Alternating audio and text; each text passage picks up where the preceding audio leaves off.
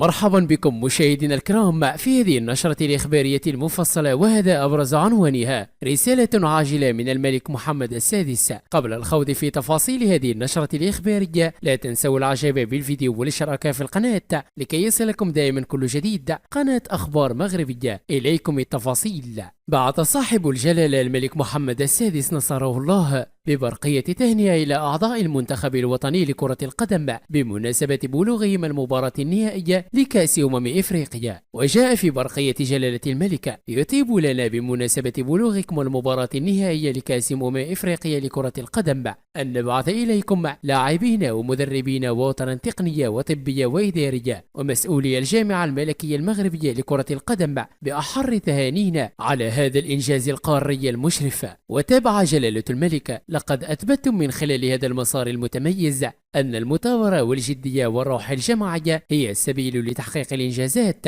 وقدمتم للعالم نموذجا لما يمكن للشباب المغربي والإفريقي أن يحققه عندما يتسلح بالثقة في مواهبه وقدراتها. ومما جاء في البرقية أيضا: كما أقمتم الدليل بما أظهرتموه من رباطة جأش وأداء ببطولي مشرف على أهمية رؤيتنا الاستراتيجية في الاستثمار في العنصر البشري وفي عصرنة البنية التحتية للمملكة التي أبانت عن متانتها وجاهزيتها العالمية في أفق احتضان منافسات كأس العالم 2030. وقال جلالة الملك: وإننا بقدر ما نعتبر استضافة بلدنا لهذه البطولة المتميزة بما يليق بها من جودة التنظيم وحفاوة الاستقبال النابعة من شيم أمتنا المغربية وقيمها العريقة إنجازا رياضيا كبيرا بقدر ما نعده رسالة أمل وثقة من المغرب إلى قارتها، تؤكد أن النبوغ الإفريقي قادر على التميز والإبداع في كل المجالات. وخلص جلالة الملك في هذه البرقية: وإذ نشيد بكل تقدير بالجماهير المغربية الشغوفة التي ساندت الفريق الوطني طيلة هذه البطولة بكل حماس وبثقة كبيرة في كل مكوناتها، لنحثكم على مواصلة الجهود لتحقيق المزيد من الإنجازات